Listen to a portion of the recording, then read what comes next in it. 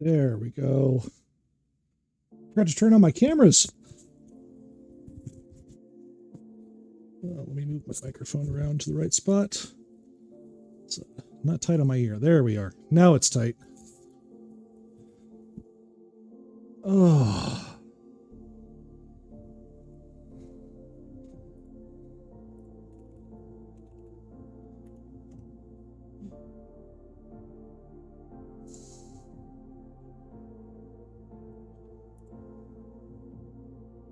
Hey man, how you doing? Did you actually get to watch through the video? Oh wait, you were actually there too, so you definitely got to see it.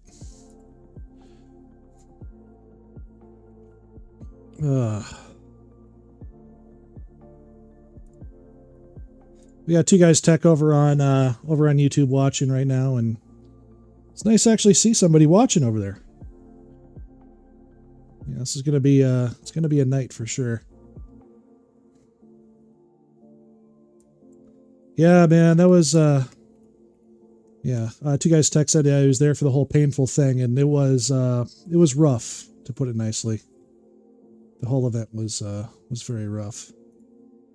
So I figured we'd start off with just kind of watching it and stuff, and we'll just kind of wing it from there. I had plans to do some stuff, but both my kids are getting off. One of my kids is going to a basketball game, so I need to take them to that, and then the other kid gets off pretty soon after that.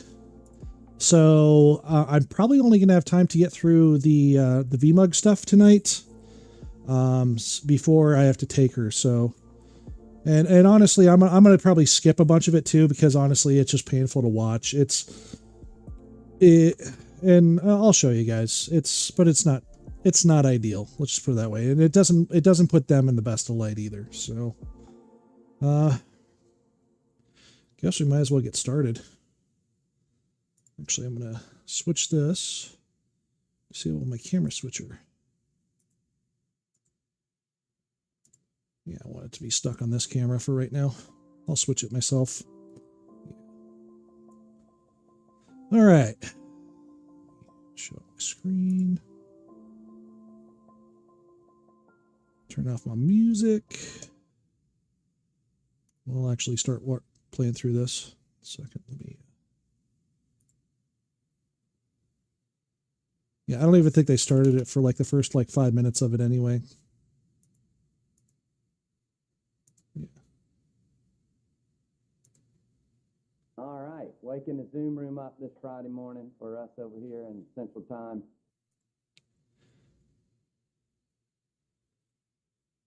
Hopefully everyone can hear us.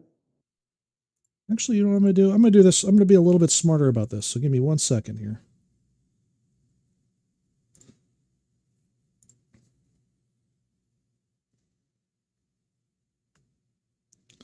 This way I don't have to watch the whole damn thing.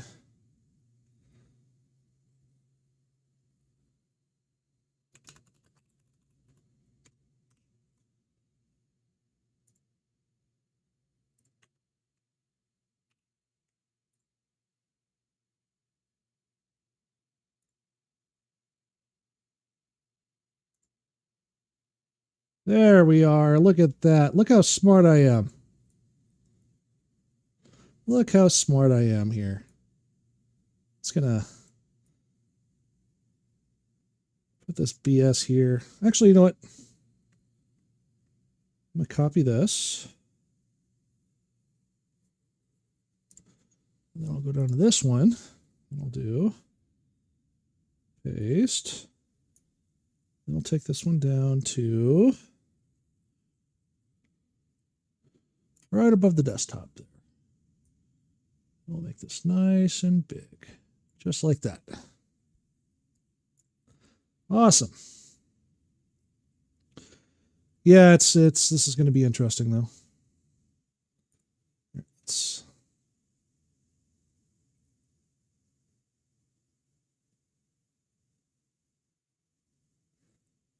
No, this isn't going to work for me because I need controls. So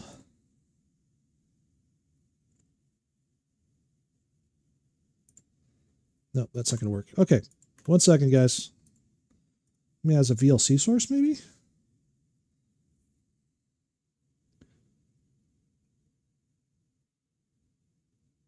You know what? Screw it. It's fine here.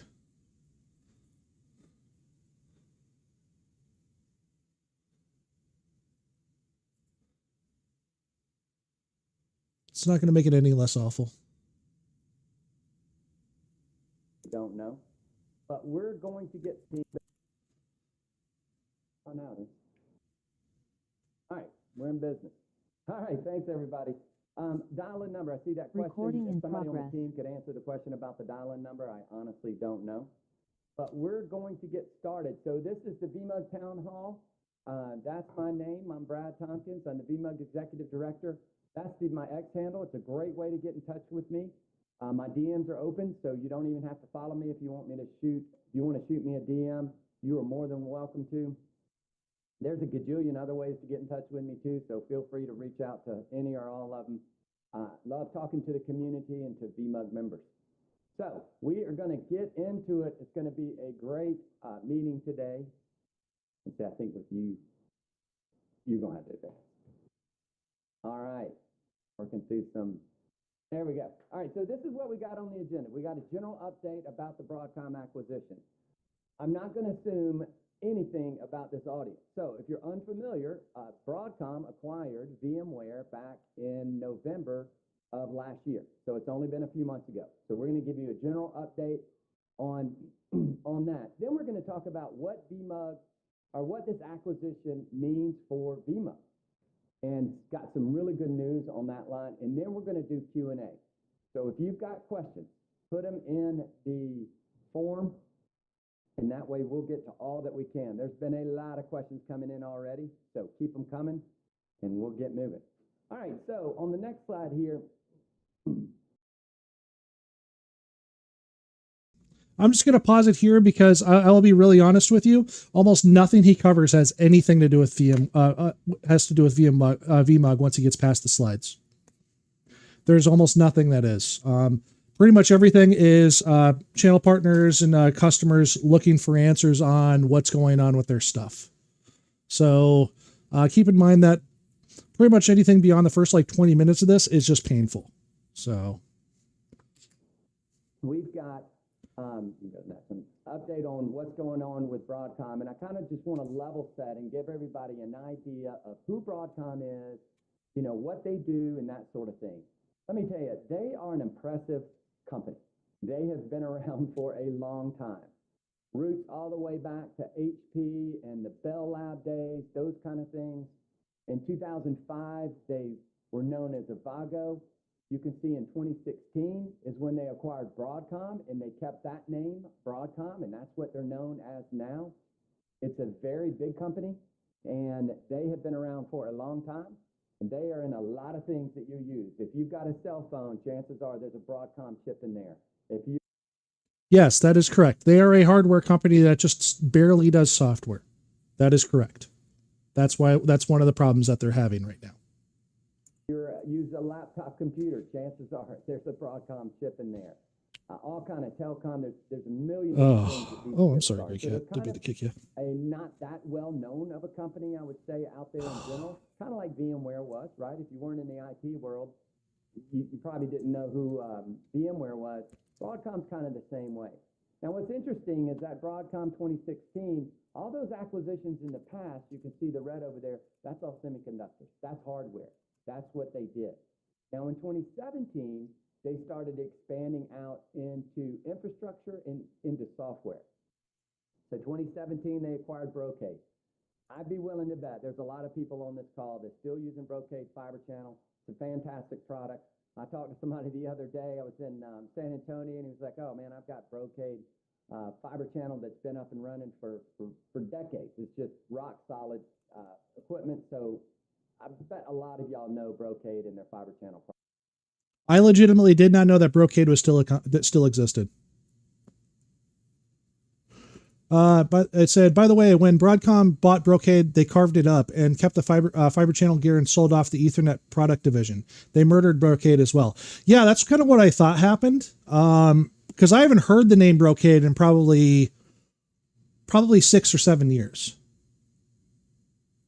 And it's also weird that they didn't actually integrate their Ethernet products into their stack, because honestly, Brocades were better. Anyway, back to this bullshit. Product. All right, so 2018, for nearly $19 billion, they acquired CA Technologies. The following year, they followed it up with Symantec. That was an $11 billion acquisition. And so that's 19 and 11. And just to put that in perspective, now you fast forward to 2023, and for over $60 billion, they acquired VMware. So obviously, just the size of this is so different than CA and Symantec. And so I think there's some, correlations drawn to, oh, they did it this way back in 18, they're going to do it that way in the future. I wouldn't take that bet. I think things are different. Obviously, companies mature, they grow, they learn. VMware is just a massive company with a massive install base. So I think those other acquisitions are a little bit apples and oranges if you're trying to make comparisons. So just keep that in mind. What this also does for Broadcom is it makes them almost 50-50 balanced.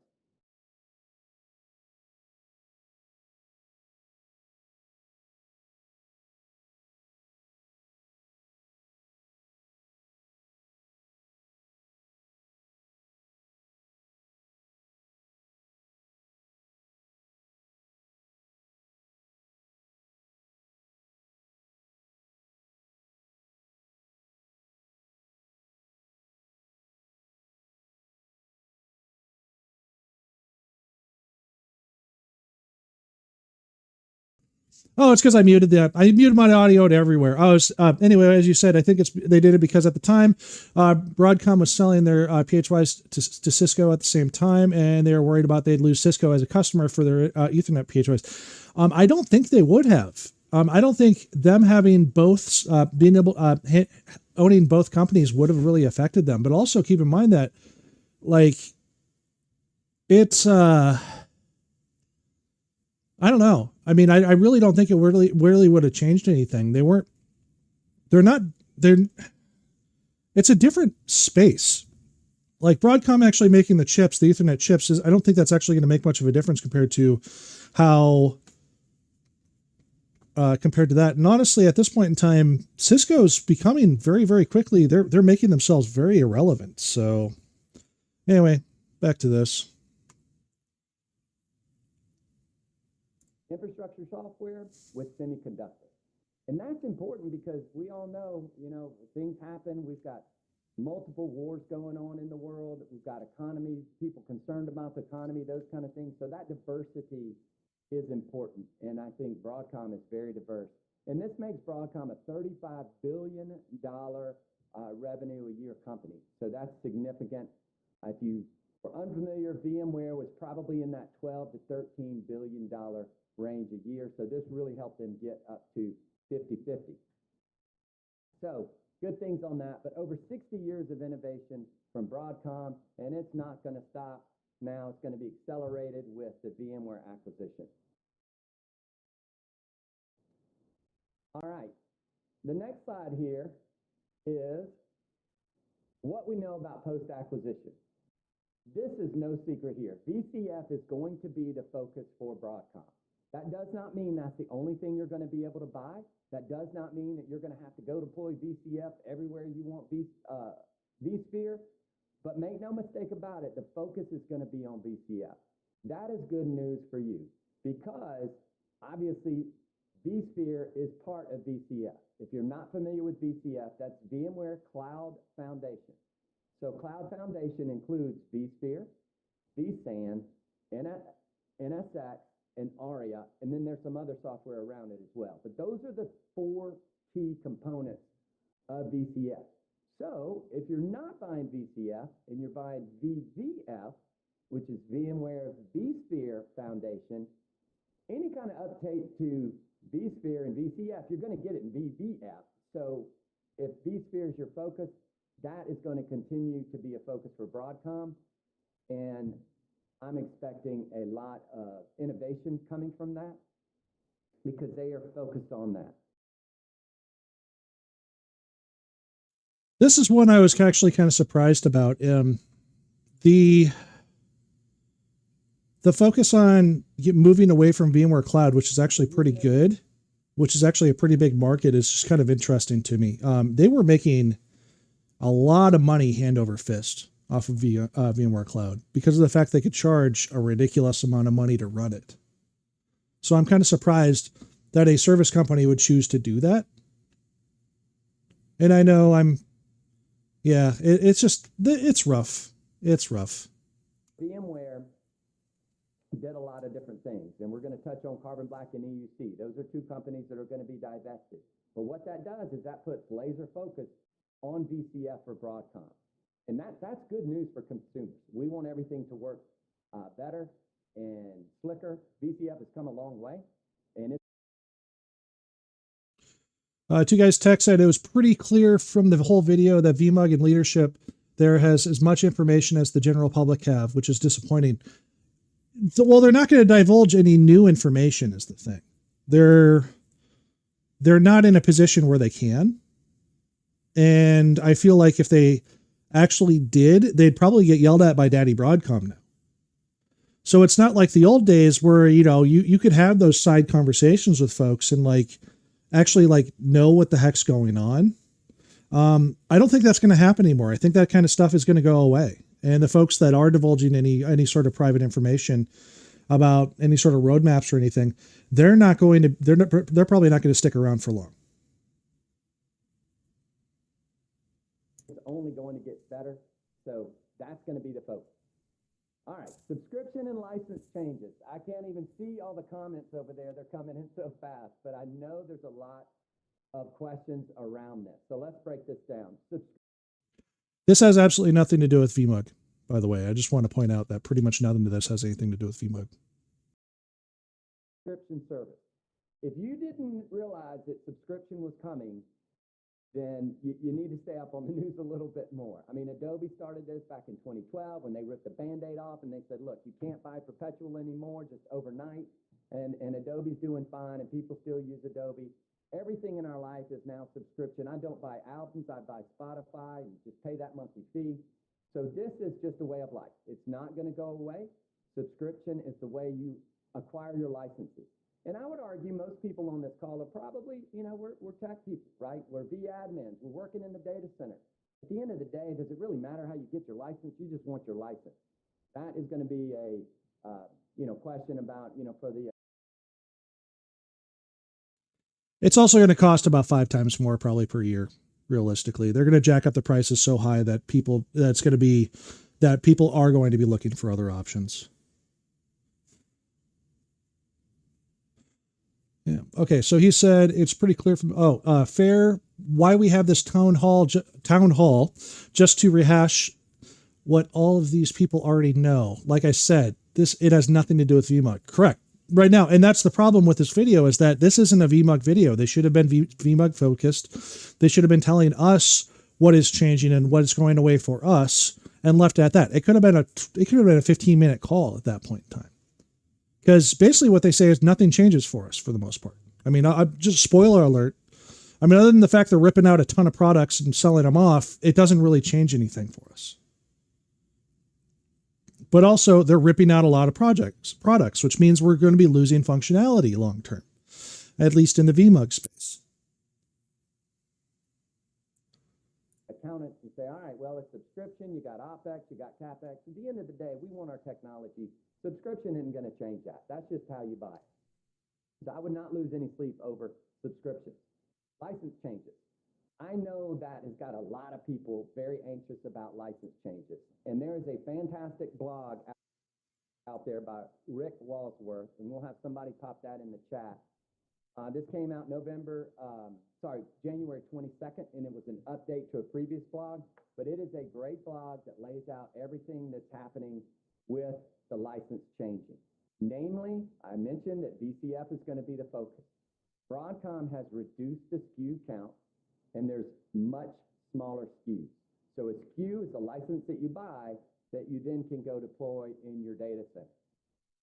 So by reducing the amount of licenses that are out there, Again, that makes it easier to buy from. That's one of the things that Broadcom wants to focus on. And it allows you, to still get what you need. You are except for the stuff that they're taking away. And also with the SKU changes, it also means that pricing is going to be different. It's going to be, in a lot of cases, it's going to be a lot harder, or it's going to be a lot higher. So there is concern about that. And that's something that if you're wanting to set up your own data center, if you're going to want to continue doing that, you have to look at cost when it comes to that kind of stuff. And right now, because everything's completely up in the air, it's going to be very, very difficult to make a choice. And God, I hate this. I don't want to be this person that's like ripping this apart and doing hot takes on this stuff, but like, I feel somebody's got it. I mean, this is a company, I love the guys at Pivotal. That's the reason I even do business with VMware, is because of the Pivotal stuff. It's hard for me to watch this. It's just like, it's just going further and further away from what developers actually need, what our engineers actually need, what our infrastructure needs to look like. And that's the part that scares me to death, is that I think that they're going to they're going to push themselves into irrelevance. And this is going to be a time when somebody's going to strike and somebody's going to come out with something better, especially in the virtualization space, that's going to replace this. And they're making a really, really good argument for moving to AWS or moving to... Ads are running. You have 90 seconds to misbehave as much as you want. Yeah. Don't lose followers. God damn it. Yes, Satan. Thank you. But they're going, I think this is a perfect opportunity for another project to come along and basically do what VMware does as well, if not better. There obviously needs to be something for VDI. There needs to be something for Horizon. There needs to be something for doing for actual virtualization. We need something for shared storage, which nobody does even remotely close to them. And otherwise, there's no point in using it, because everyone else has better APIs, to be honest.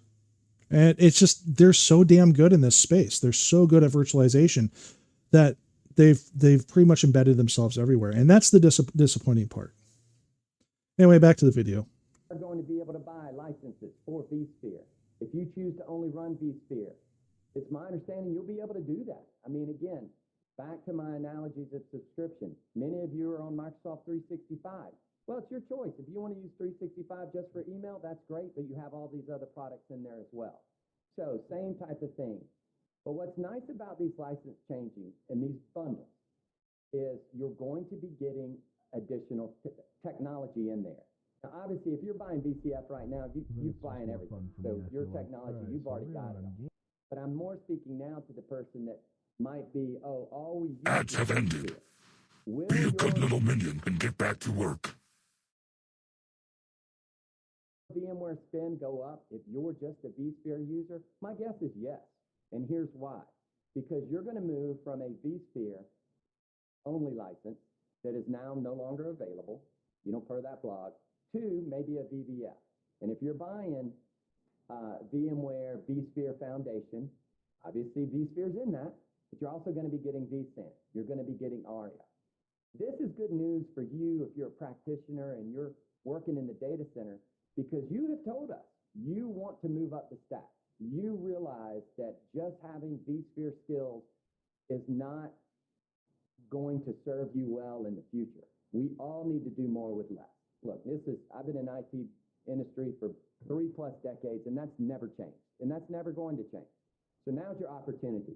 I have talked to some of you that said my challenge was, how do I get my storage team involved in moving to more of an SDDC platform, a software-defined data center platform, cloud architecture, cloud operating model, however you want to call it. You got to have everybody involved in that. Well, now you're going to be getting that software. Again, let's take vSAN as an example.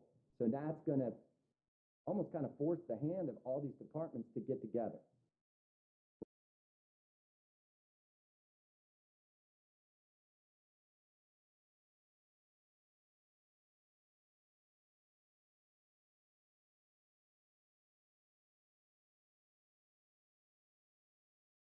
Running a cloud operating model, the technology is the easiest part about that.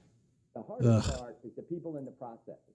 So I think this is a good catalyst to say, hey team, and you as a VMUG member, you can step up and lead this conversation in your company. Hey team, guess what? Broadcom's made some changes. We're going to be getting some new licenses. How can we best maximize this? Yeah, that's not what VMUG's for. We're not. You're asking tech people to be salespeople, And that is a great. and most of them aren't. I mean, VMUG is for VMUG is for learning. VMUG is for screwing around with our home lab. VMUG is for figuring out how we want to do things on our own at scale because we don't want to deal with the cloud costs of things. So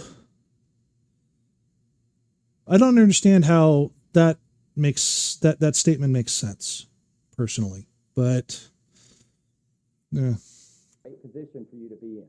Imagine going to your boss saying, hey, yes, our VMware costs went up. However, we're getting a lot more value for what we're spending. And here's how I can make that an advantage in my data center. So those are some of the things to be thinking about. Those are some of the things to stay tuned into VMUG because we're going to help you out with that. All right. Moving on to partner landscape. So we know that partner landscape is changing. Another good resource, if somebody could put this in the chat, is broadcom.com/VMware. And there's an FAQ. So I'm going to talk to partners now just for a little bit. If you're an end user, I want you to listen to this up too. But if you're a partner, the new partner program is starting February 5th. And I'm going to read this verbatim. Partners can continue to do business as usual until February 4th, 2024. The new program begins February 5th, 2024. So that's coming. If you're an end user and you've had problems getting licenses or quotes or those kind of things, your partner should be able to give you that information. That's 2 days from now. And from what I've heard from a lot of the older VMware partners, they don't even know what's going on yet. They don't know if they actually are going to be a new partner or not. They still have to, a lot of companies still have to reapply and they haven't gotten a response yet. I know that for a fact. Also, this still has nothing to do with VMUG. Again, reach out to me. If you're not, reach out to VMUG. We got member services at vmug.com, but they should be able to do it. So if you're not getting that information, let us know. But February 5th is next week, so it's not that far away. So all of this is going to start coming together, and people understand what's going on there. Another thing I wanted to mention that's good for both, but speaking to partners here, there was some information about strategic accounts and Broadcom strategic accounts. So what Broadcom said is if partners, I'm just going to read it, and this is about partners engaging with strategic accounts. Partners will still have the opportunity to engage with VMware by Broadcom strategic accounts as decided on a case-by-case level. So it's not that you can't, but you need to talk to Broadcom and understand how all that works. I don't know exactly what the process is for that. The point is there is a process for that. All right, so the reason that's important for you as an end user is if you've been dealing with a partner and you've liked them for a long time and you want to continue working with them, chances are they're getting in the program. Anybody that has done business, and again, I'll just read it verbatim here. Let's see, where is it? I can't find it offhand, so okay, active resellers are defined as partners with an active contract within the last 24 months. So if you've dealt with a partner in the last 24 months and purchased something from them, then my guess is they're going to be invited back to the program. So it shouldn't be any changes for you on that. Keep in mind the wording that he just used on that too. They're going to be invited back to the program. So they don't know if they're going to be invited back to the program yet because they have no information. That also means that sales are going to be pushed back if you need anything that needs to be rushed through or pushed through. Not handled well. They should have already had them set up before they start cutting them off. These people should already know. These companies should already know whether or not they're actually going to be they're still going to be able to be a partner. All right. So moving on. These next two bullets is about not only the strong VMUG relationship has with Broadcom, but also the strong relationship between Broadcom and the V community as a whole. And the top, that bullet there about Explore is happening, that is great news. That shows that Broadcom supports the V community, that Broadcom is interested in keeping things going like Explore. If you haven't been to Explore, please go. It's a great event. There's going to be one in Vegas, one in Barcelona. Lots of good technology there, lots of good training and education there, but also it's a great place to meet with your peers and learn, especially as all these changes. There's a lot going on. So you can learn from others. That's what VMUG is about. So Explore is happening, and that's great.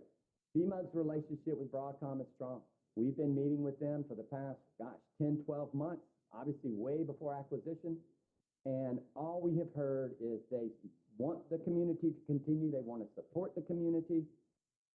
And I can tell you now that the close has happened. Those things are happening, and we're excited to see that. So that's a little bit on the relationship. We're going to get into it a little bit more. We've got a couple slides on that. Carbon Black EUC are going to be divested. If you are an EUC user, Carbon Black user, that is going to get sold off. No idea who it's going to get sold off to, but know that VMUG will reach out to the new owner. I actually noticed about 15 minutes into me recording this video that nothing was being showed on the side here. Now, like, it's interesting. Like, all the comments, nobody's happy, and it just gets worse. And say, hey, you need to be part of the VMUG community. You need to have your content here. We have your member base, and that's. I mean, that's just so vicious there. Do we have to pay extra to Broadcom to see the rest of these slides? So we still want that content. No different. Support community, that's why Flings was put down? Yeah, well, Flings are back, so that's not correct. New packaging and pricing does not say that they want to support the community. New licenses means 10 times the cost to us. No way. I mean, there's just nobody's happy. Different than we have content from other partners out there that aren't Broadcom. There's plenty of partners in the ecosystem, and whoever buys EUC or Carbon Black. Richard, as NICs have advanced, smart NICs are coming in. Broadcom needed VMware to help to have that as part of the package. Well, kind of. I don't necessarily agree with that statement personally, but that's just me. Smart NICs are there's very few companies that are actually using smart NICs right that actually create smart NICs right now.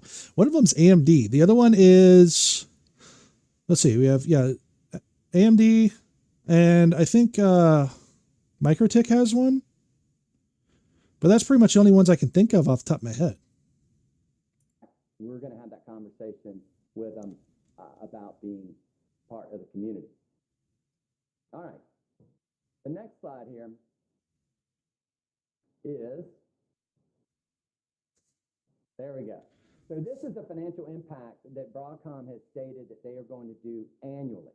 So $1 billion, $2 billion total, but $1 billion is going to go into the software. They're going to make the software easier to consume, and the innovation is going to continue around the core product.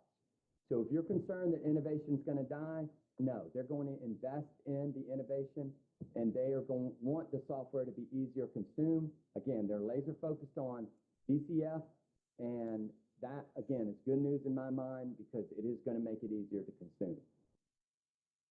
The second $1 billion is going to go to partners. And so I just love this comment right here. Just like Symantec, they're ruining VMware. No, Symantec was awful before. Just saying. Partners will be able to help you deploy this. If you're in a scenario where you just were vSphere and now you're getting, vSAN, NSX, ARIA, all these things, you've got partners out there that can help you. And Broadcom wants these partners to be, certified. They want to build out their competencies and those sort of things. So the partner program is going to be launched February, not launched, but VMware partners are going to be in the Broadcom partner. This right here kind of sums it up. What does consume mean? What do they actually mean by all this? Like, God. You know, I've just killed any chance I've ever had. I've ever had of getting a job over there, but yeah. System, if you will, come February 5th. So more to come on that. But See, somebody else even said it. Symantec was ruined long ago. It's not just me saying that. Symantec's been awful for decades. just letting you know about the investment. So that's huge. $2 billion is a lot of money. All right, on the next slide, we'll continue the conversation here about who you need to know from, just a high level. So obviously, Hock Tan on the left, he is the president and CEO. I mentioned earlier, VMUG has had many meetings with Broadcom, including meetings with Hock Intuit to acquire Broadcom, that would just absolutely kill it. Tan. He's a very nice man. He's fun to talk, very talented, obviously, tremendous businessman. So he gets it. He gets the community. He gets VMUG. He understands VMUG. And it was great to be in some of those meetings with Hock Tan and VMUG, just talking about VMUG. So can't say enough about that. Let's face it, VMUG has always had top-down support. Oh, this hurts. We saw it with Ragu. We see it with, the Chris Wolf and all these people out there that are high-level people in the org that are supporting VMUG, and that is continuing. So I'd love to see that. Now, the folks on the right, the BUs, the business units that were part of VMware in the past, I don't know how many there were. There was 8+, because that's about how many we dealt with. Those have now filtered and funneled down into these 4 groups. Now, keep in mind, Carbon Black EUC isn't represented here because they're going to be sold off. But these are the 4 groups. So you've got your Application Network Security Division. That's going to be your distributed firewalls. That's going to be your advanced load balancer, that sort of thing. Pernima with the Tanzu division. Tanzu is for modern apps. We got Sanjay that's on the software-defined edge. That's where the telco lives as well. So if you're a telco provider, that's where that lives. But this is also the SASE solutions and those sort of things. The big one is Krish and VMware Cloud Foundation. I told you the focus was going to be there. That's what Broadcom's telling everybody. So Krish is leading up, and he's the SVP GM of that division. Now, what's nice is, 3 of the 5 people up there you see have spoken at a VMUG event. Krish and Purnima has keynoted, I don't know how many times, but a lot. So they're well known. Hock Tan was at an event that we did in Barcelona. That again, this just shows the support from top down. He was at an event. Okay, remember what happened when Dell bought VMware and introduced the CPU tax? Hyper-V market share grew, and then VMware market share dropped. Dell then dropped the CPU tax. The CPU tax was back in 2013. I don't even think that it was around. Was Hyper-V even a thing? And no, the CPU tax was what, 2011? Yeah, so I don't think that's correct, because I don't think that, if I recall correctly, and I could be wrong, I don't even think Hyper-V existed back then as a product. I mean, I could be wrong. Let me check really quick.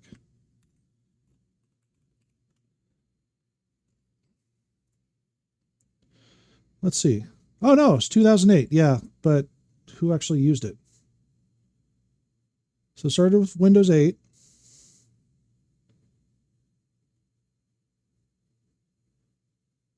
Yeah, I didn't even hear of it until, in any sort of use case at all, until probably, I'd say probably 20, I didn't even hear about it being actually used in a data center until 2015. So I don't necessarily agree with that statement personally.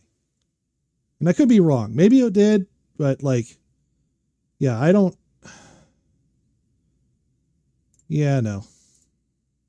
Floor, and it was with the VMUG leaders, probably about 40 of us in there. He spoke to the audience. He mingled with them. He was there for probably about an hour. Yeah, so let's say we have magical amounts of capital to meet these licenses. Can we buy 10 years of working license up front for our hardware, or is this stuff going to require renewal every year and then implementation of a new license every single year? I can almost guarantee you that's probably what they're going to end up doing. Hour. He loves talking tax, loves talking to end users, loves talking to people that is consuming the VMware product. So again, it was great to see. This sucks. Beginning in November. The deal hadn't closed, so he's probably 20 days away from spending $60+ billion but he saw the importance of taking an hour out of his busy schedule to come see us and talk to VMUG and see VMUG members. So those are the key players there. Oh my God. Subscriptions don't matter. That's for accounting people. Oof. That's painful.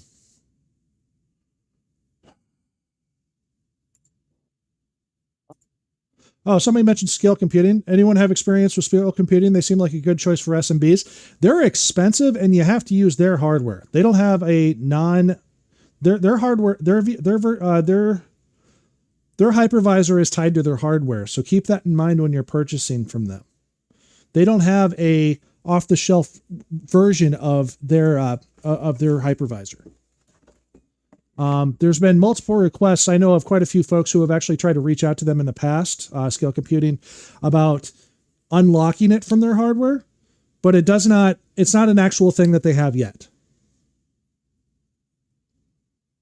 All right, so let's keep moving and let's talk more about what this acquisition means for VMUG. First of all, VMUG is an independent organization. VMUG is a 501c. We are an independent org.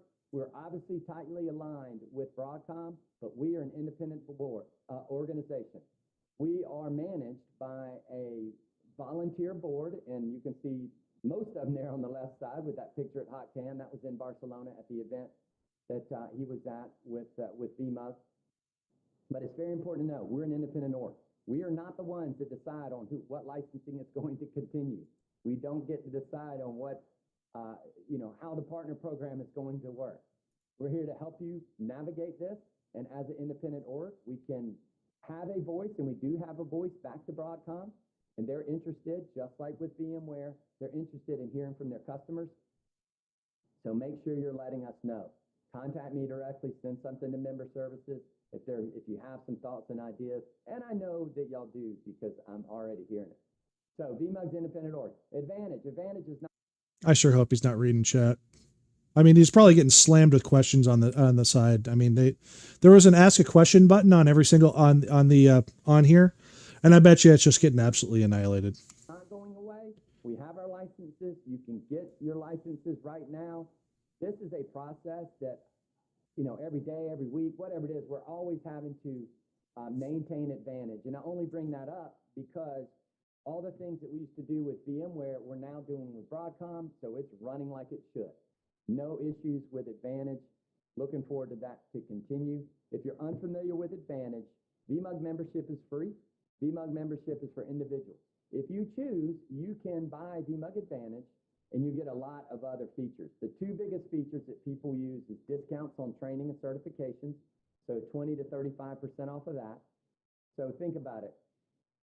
VMUG Advantage will cost you $210 a year. It's a yearly subscription. That's right, folks. Subscription's here to stay.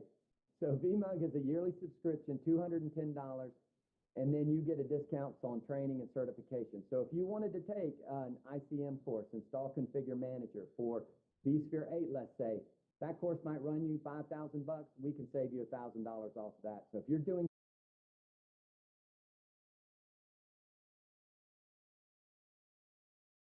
training, please get Advantage first. The second biggest thing, or the biggest thing, and the second thing I mentioned is K0Allah20, subscribe to your channel for some reason again. 33 months now. Amazing. Be nice to them where I lead your soul.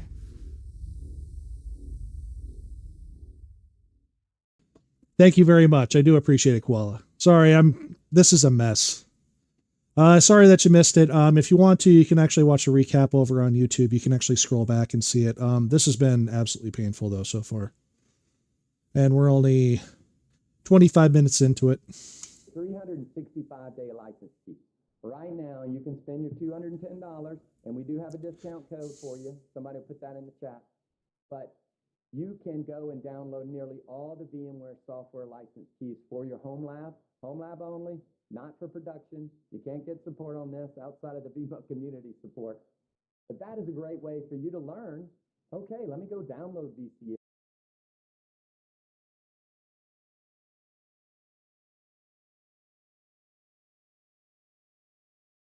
I was muted. Sorry. This comment here, I don't like. I use MS Office perpetual licenses. Subscription is not here to stay for everyone. Unfortunately, it kind of is, because that's the model that most companies are trying to move towards, because then they don't have to, they don't have a situation where they know they're going to have a specific amount of money to come in. It's for them as a company, it makes more sense for them to go to a subscription model, and basically force payments out of somebody every single year so they can actually do their books a little bit more sane. That's pretty much it. I mean, to be honest, that it's going to stick around. It's sad, but I feel like there's never going to be a point where we actually own our software anymore. I feel like everything's going to be a subscription at some point, and we're seeing it more and more. And unless and I hate to do this, to say the open, move to open source and all this other stuff, but I mean, in a lot of cases, it's kind of the way that I feel like it's kind of one of those situations where you need to start doing that. And you need to start thinking about it. I mean, if you have to pay for a subscription for everything that you get on the internet, whether it be software, whether it be hardware, whether it be anything else, it's going to be, it is going to be more expensive, period. The end. It's going to be more money out of pocket. It's going to be more money that you have to, and it's not just as one of the things they were saying is, that's something for the accountants to deal with. No, it's something for your IT budget to deal with, because now you have to pay more. So, I mean, outside of the support licenses and everything else like that for hardware, in a lot of cases, I mean, I don't know, man. In a lot of cases, it's easier just to throw the crap away and start over. But that also requires a serious level of dedication and buy-in in a lot of places. So anyway, I'm going to continue. Yeah, let me learn this in my home lab before we start. Oh, here we are. OpenShift, Overt, Zen.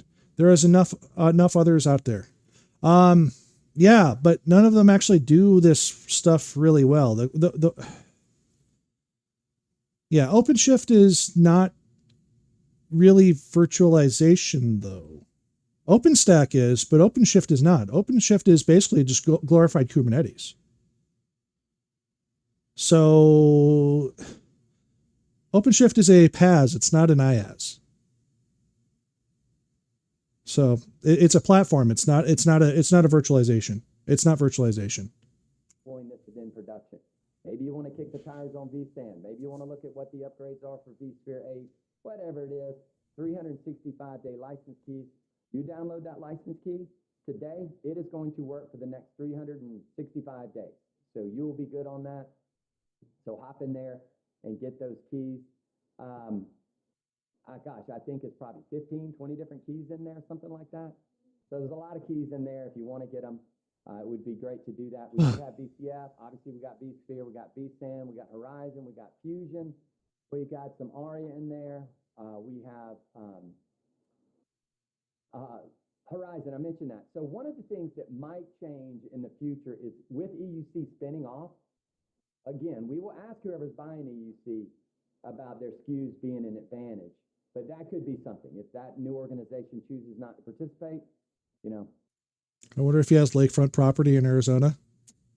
Ouch. Not a whole lot we can do on that. So that might be the only thing that goes away from an advantage perspective is some of those EUC licenses.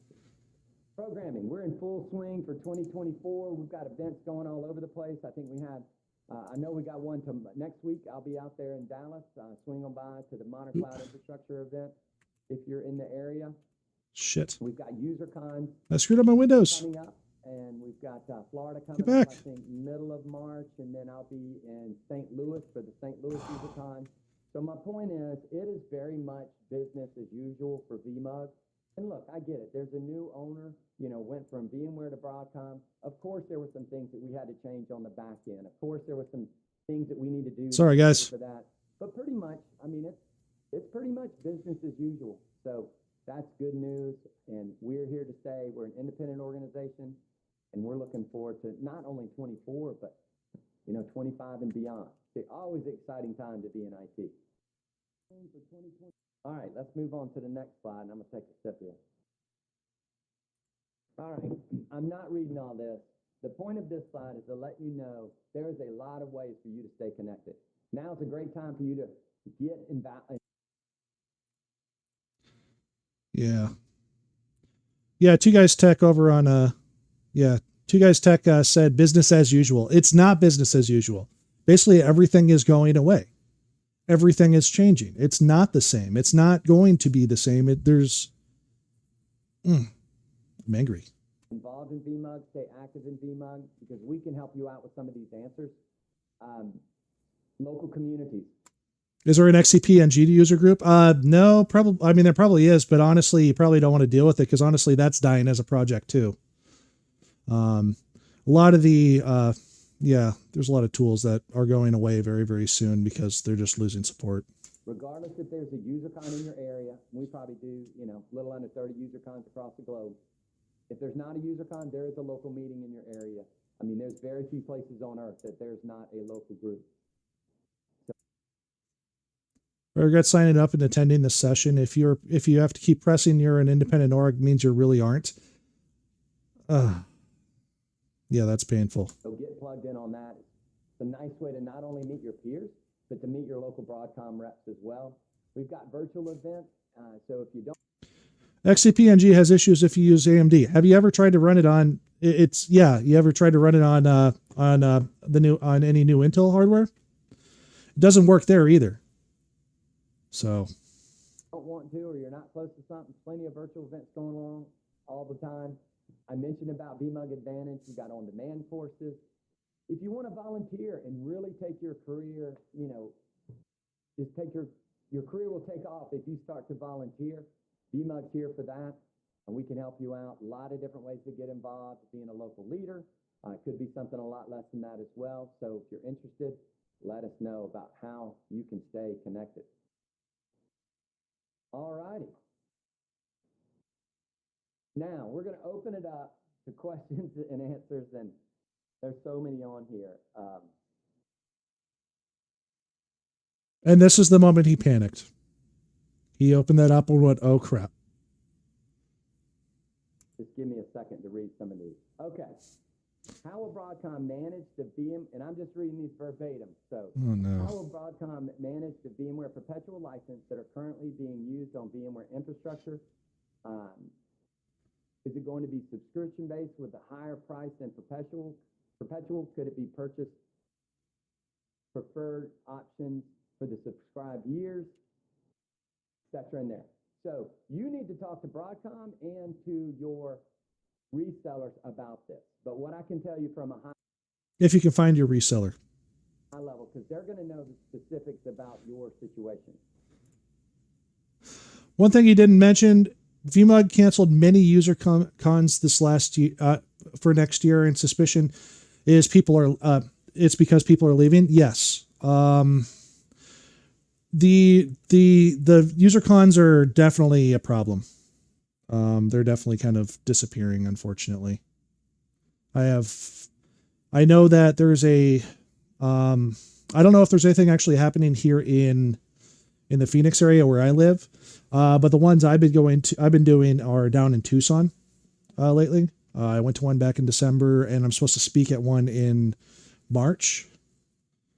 So it is what it is. Subscription licensing is the direction that they're going. It's my understanding that if you're going to buy something now, chances are it's going to be subscription. I think there are some ways that you can still get a perpetual license. Don't hold me to that, but it is definitely moving into the subscription base. So at some point, and I would say in the near future, you're going to be buying this via subscription. Will Broadcom acquisition result in any changes to VMUG Advantage, or will it continue with the current level benefits exactly as is? The answer is yes. Things are going to change. It's eventually going to go away. It'll probably go away soon. I'd be shocked if it lasts 5 years. VMware is going to not be a company, I think. And I think it's just going to be Broadcom.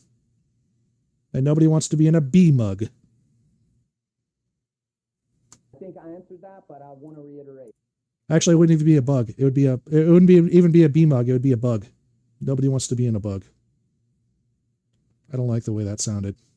It is going to continue exactly as is. The one exception would be the EUC software that's in there. Once that gets sold, we'll talk to them about leaving the SKUs in there, but it might need to be taken out. So I think outside of EUC SKUs, that's the only thing that we have on our. I just don't understand. Two guys text said, I just don't understand why Brad felt compelled to answer questions about what Broadcom is doing. I think it's because he's trying to. I think he feels like he needs to defend himself, or at least defend the company, and also defend what's going on. And also he did say ask Broadcom a couple of times. I mean, or at least he said ask your partner, ask your reseller, ask this, ask that. But the thing is, it's like license that has nothing to do with VMUG. What he's talking about here has nothing to do with VMUG. This is crap that has everything to do with this has everything to do with what's actually like it just doesn't make sense why he needs to defend this. It's not his job to defend this. Radar. I don't know when EUC is going to be purchased. So until it gets purchased, software is in there and we're continuing on as normal. Will individuals' business still keep their perpetual licenses and receive support? Support purchased on previous agreements? I would imagine that's the case. Again, I can't speak about every contract out there. VMUG's an independent organization. So I would encourage you to get with your partner, get with your Broadcom rep. If you need help getting with the Broadcom rep, let us know. We can help you with that. Part of acquisition, there are going to be turnover. There's going to be terminations and those sort of things. And unfortunately, this scenario was no different. I know there's plenty of friends of ours that we know that didn't make the transition. And that obviously is not something that we want for anybody, but that is what has happened. So I bring this up because there could be challenges in finding who your rep is. We can help you out with that. I thought VxRail was Dell. Am I wrong on that? Yeah. Yeah, VxRail is just an HCI. Anyway, no, there's. Okay, when yeah. this is a consumer app, I just need to make sure the monthly yearly payment is done to receive the latest software. There are no license changes needed to be done to keep it live. What are the plans for making license simpler?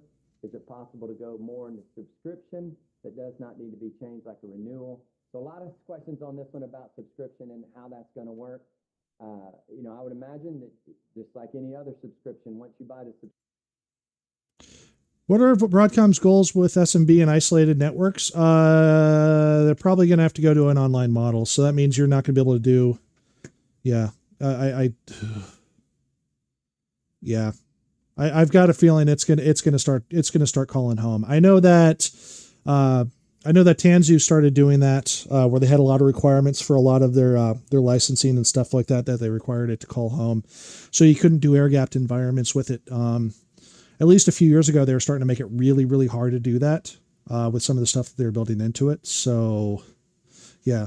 Also, why the fuck do we need a rep? We're VMUG. Our rep is literally just when we signed up, when we paid our $199 a year. This has nothing to do with us. This still, I just don't. And I don't know. Maybe Brad's like a really good guy. I don't know him. I've never met him. I mean, I know a ton of people from a ton of places out here. I know I have tons of friends that work at VMware still, or actually at Broadcom still. This is tough. This is really hard for me to watch.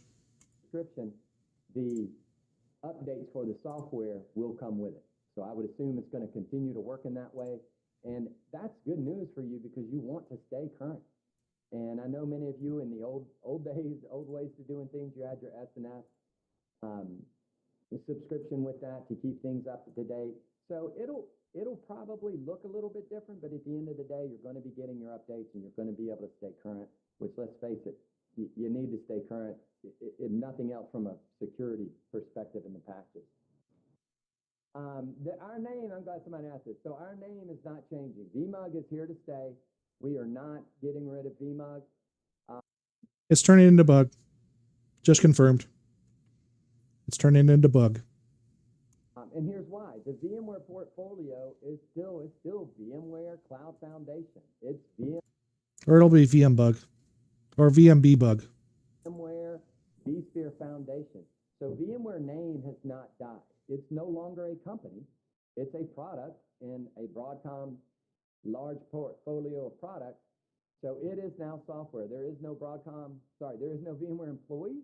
They're all Broadcom employees. So when you go to a UserCon, it's going to be Broadcom Speaker X speaking at a UserCon. And yes, they will be speaking about the VMware software that's now owned by Broadcom. But our name is not changing. Is there any update on what's definitely going to be discontinued? That link to the article that I mentioned by Rick Walsworth is the best place to get those answers. And you will see in there, VMware vSphere, is it going to continue? And there's a no by it. But that doesn't mean that it's that SKU of vSphere that's not going to continue. You'll still have vSphere and other SKUs up above, like VBF, VCF, whatever. So look at that blog out there. That is coming from Broadcom. So that is where you need to get your information. I am shocked that they're getting rid of VMware Workstation. I'm shocked that they're dumping Horizon. I'm really shocked they're dumping Horizon, because Horizon was just starting to get good. It was actually getting to the point where I was going to start deploying it here in my home lab.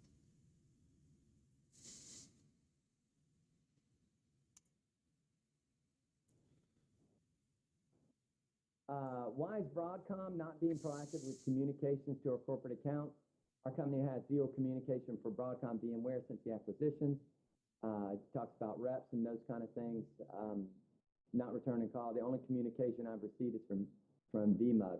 Well, I'm glad you're tuned into VMUG, first of all, so this is a good place to get information, but you need to get in touch with your Broadcom rep. I can't speak to, the communication plan and how that's going out. I can speak to partners. Again, on the 5th is when the new program. I've got a comment. It's going badly, unfortunately.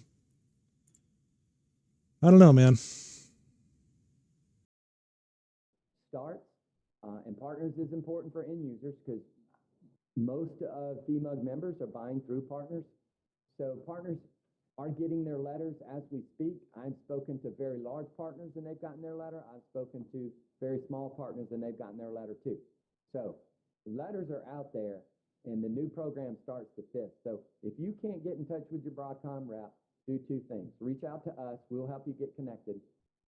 Number 2, reach out to your partner and let them know, hey, this is what I need. I think partners are going to continue to be a big part of the ecosystem and help people navigate this. So partners are key there.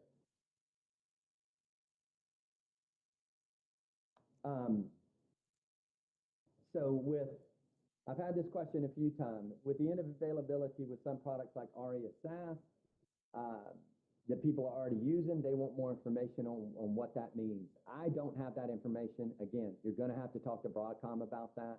The ARIA SaaS product is something that some of you are on, want to know answers on how that's going to transition. I don't have the specifics on that. I know there's some broad. ARIA is going to be a rough one too, because Tanzu pretty much requires you to use ARIA, unless you're going to use. Yeah, it pretty much requires you to use ARIA to be able to stand stuff up easily. You can kind of do it with. There's basically 2 ways you can stand up Tanzu. You can use NSX or you can use ARIA. ARIA is the easier of the two. So losing that means that lower powered implementations, lower powered deployments Like if you're like standing up something just for like a quick air gapped environment in like a couple of areas, it's not going to work anymore. Like you can't put NSX is very, very heavy. People on this call, so if there's people that can help these people out, or a website or something to go to, let me know. That's not the first time I've gotten that question. What is a renewal process with clients who acquired licenses with a supplier such as HPE and Dell? Assuming that they are going to continue the role that they had in the past, I would imagine it's not going to change much, but I don't know the ins and outs of what OEMs and resellers and distributors and all the partners out there, they need to manage that relationship with Broadcom and communicate to their customers how things are going, to continue from that aspect. So that's really a question more for Dell and HP and whatever partner you're using out there. Yeah, that's going to be fun. Why is Broadcom forcing ARIA to be exclusive in VCF bundles? If you're an ARIA-only customer today, it's going to drive your licensing cost up by 400% and force you to pay for an entire suite of products that you don't have use for. Yep. I don't believe that ARIA is just tied into VCF. I think it's part of VVF as well. But I got to defer to Broadcom on that. We are an independent organization. We did not have, we were not part of the team that helped out with, what this is going to look like. Obviously, it's Broadcom products, so they make the decisions on how things will work on that. All right, questions about the EUC divestiture. How will it work if Horizon is no longer part of VMware portfolio? It still runs ESX servers and would require vCenter. Great question. I don't have the answer for that. I think it all is going to depend on who acquires EUC. I have seen how Broadcom has said, look, we know there's a lot of VMware customers, and I'm using I'll just say that, like you said, ESX, like a lot of vSphere ESX customers that are using Horizon, they understand that when EUC breaks off, there's, that customer is still a Broadcom customer because they're still consuming VMware. And that's why I think they are being very specific about who they're looking at to acquire EUC, because it's going to have to be tight synergy there for things to maintain like they are. And I'm sure they don't want to disrupt their customers. $5 says they sell it back to Dell. Right. How long? Yeah, I'm betting they sell it back to Dell. Until Broadcom kills VMUG. Okay, well, Broadcom's not only going to not kill VMUG, Broadcom supports VMUG. And I meant to touch on this earlier, so thanks for this question. VMUG. He waited this long to take this question. This should have been the first one.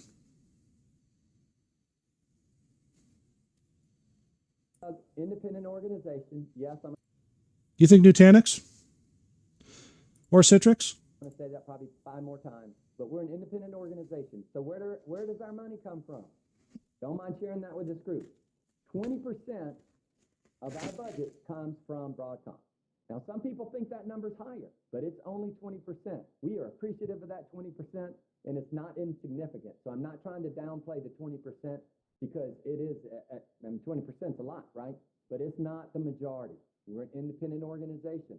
The board that's full of volunteers that run and use Broadcom and VMware equipment, VMware software, we have conversations at the board level about how we don't want Broadcom to have too much spend with us or drive too much of our revenue, because even though we're still a independent, separate organization, that independence is lost a little bit. So it's all. Hey, listen. Oh, I saw that.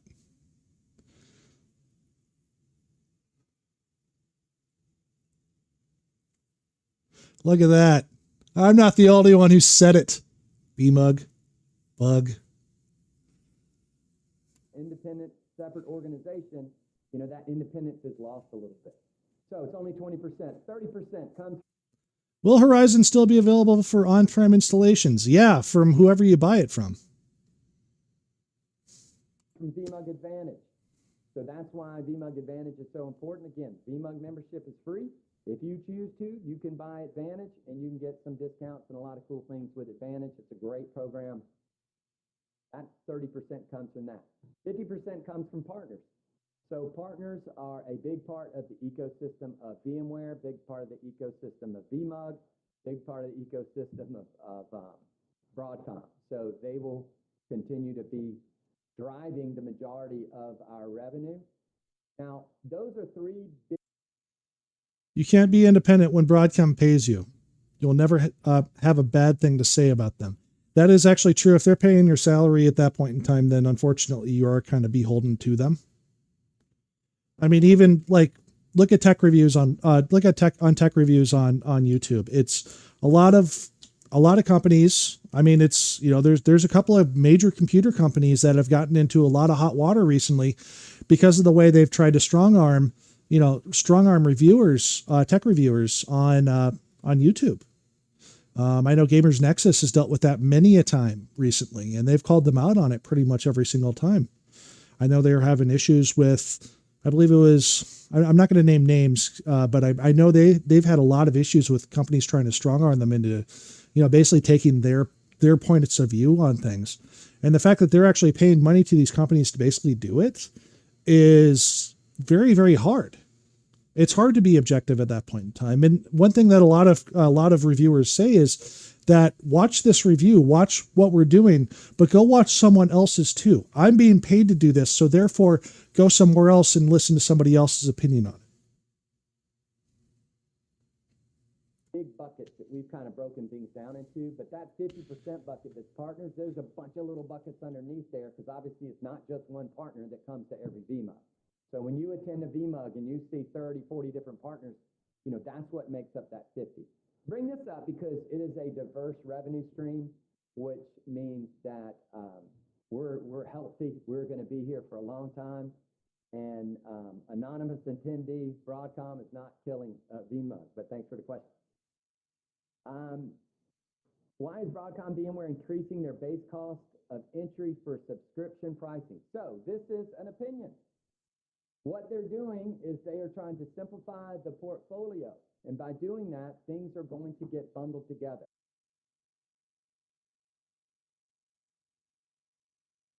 I'm gonna rewind that one. I did not like that. The portfolio. And by doing what they're doing is they are trying to simplify the portfolio. And by doing that, things are going to get bundled together. Do I think that some members out there spend for VMware software is going to go up? Yes. What they're doing is they are.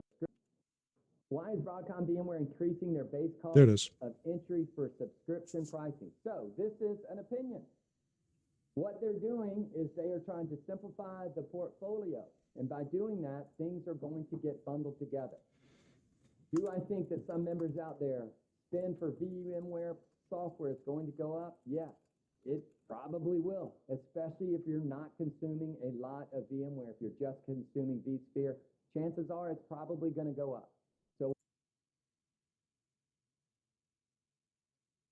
I'm just going to let that one sink in a little bit. Why is our base cost going up? what does that mean? Why is our base cost going to go up?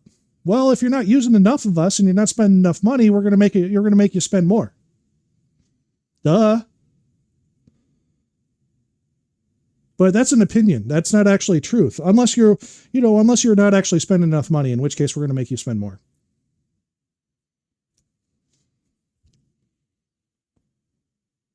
Fuck.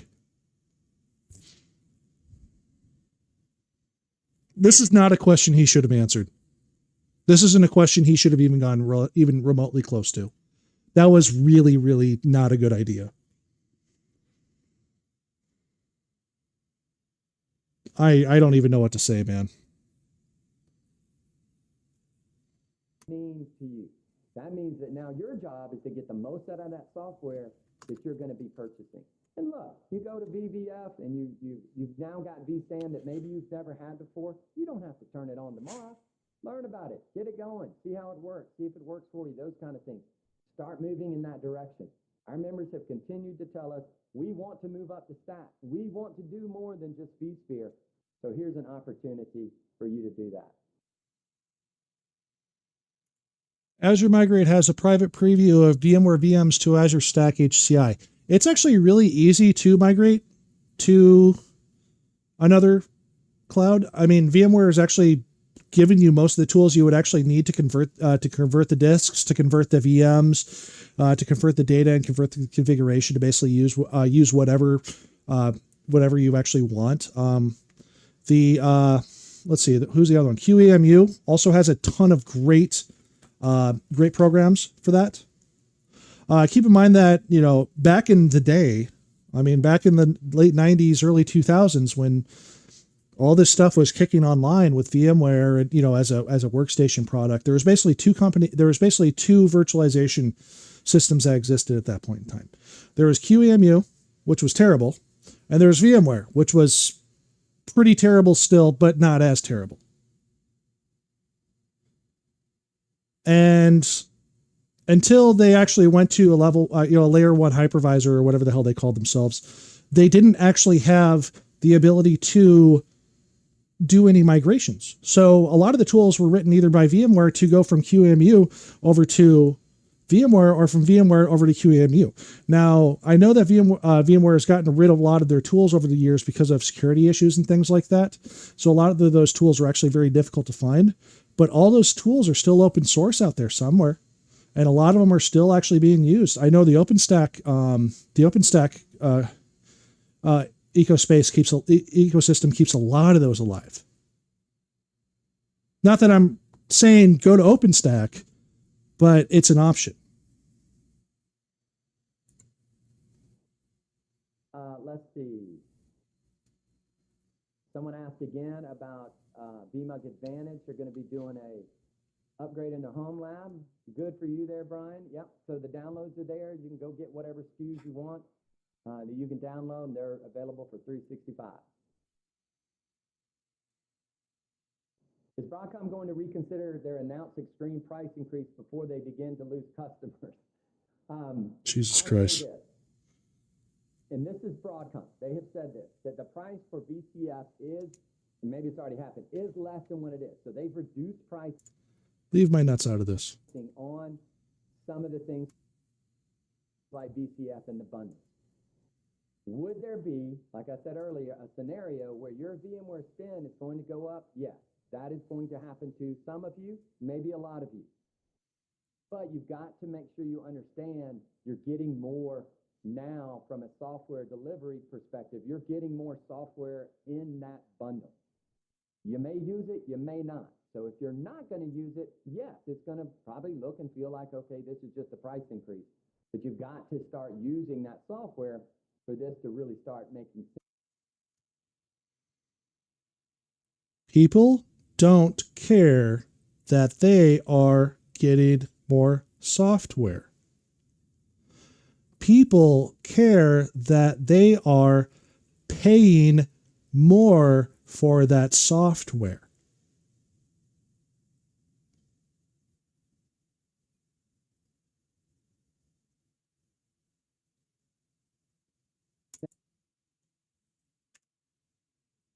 From okay, if my price did go up, I'm getting this new software, I'm going to use it, and maybe that will help you reduce prices elsewhere.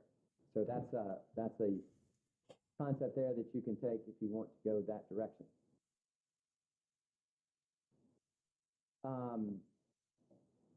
Let's see, is there any update on Horizon sell-off? No update on that.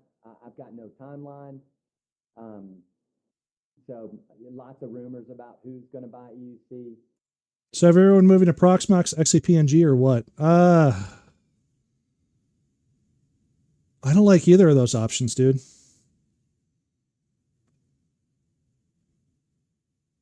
Yeah. I'm actually thinking Harvester for my stuff. I'm actually thinking Harvester HCI for my stuff.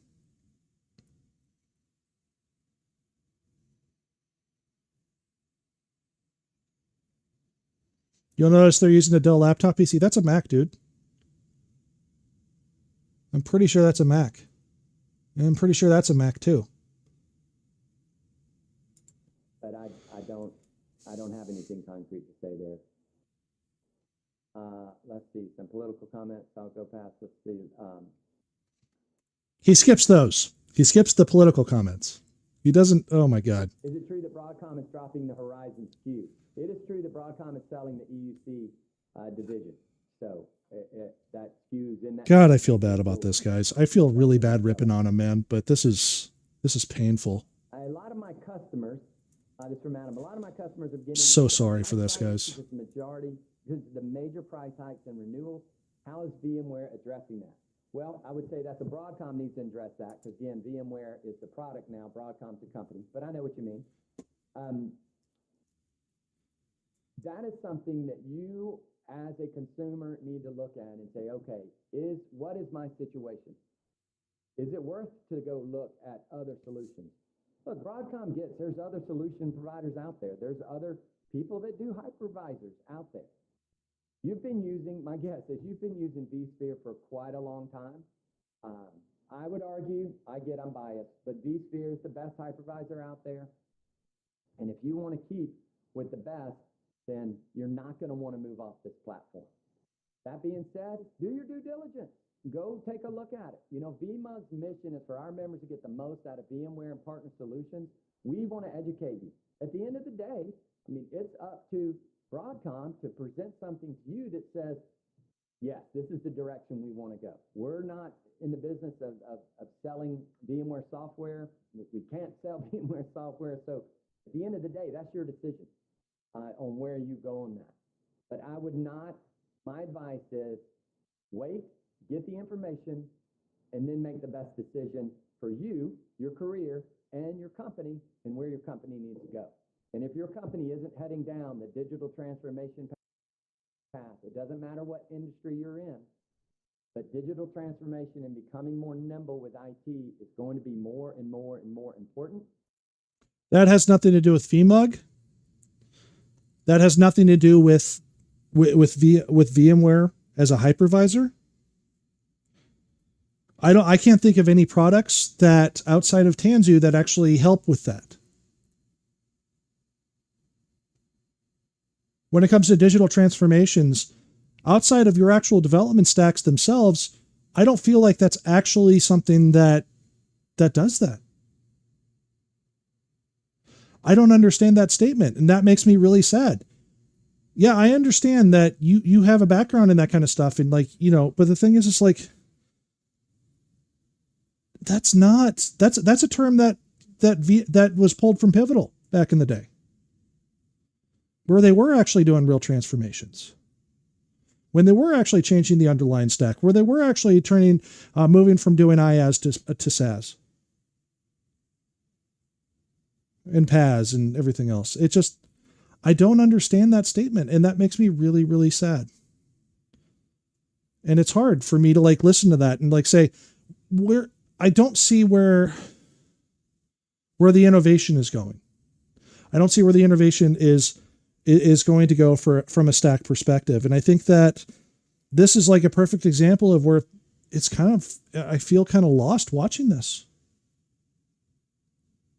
And I'm sad to say that. I'm really sad to say that.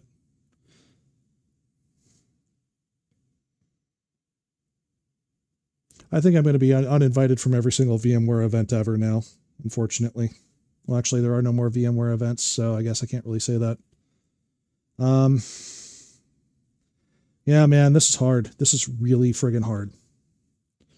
Anyway, let's wrap this up. I don't know if I can make it through another 15 minutes. We'll try. And also, if you can get rid of some of the blocking and tackling that servers require and the daily maintenance that servers, maybe that's through a partner, maybe that's through a subscription, whatever it's going to be, then you, as an IT leader in your organization, can focus on things that are going to differentiate your business and not just keeping the blinking lights running. So that's where you need to think about going, and then IT can then be at your business unit head, tables, having those conversations about how can IT enable the business unit that my company. You know your company, what your company does. So if it's, flying planes faster, getting more people in a hotel, or building a widget faster, that's where your expertise is. And I would argue things like what hypervisor that you use the one that We are a nonprofit healthcare company. Our cost under subscription pricing will increase 300% over our current maintenance for our Enterprise Plus perpetual license maintenance renewals. We were lucky to be able to renew maintenance for another year. When that expires, we need to run without support or move to another solution. A 300% increase for a nonprofit company would be difficult to justify. For a nonprofit, that is impossible.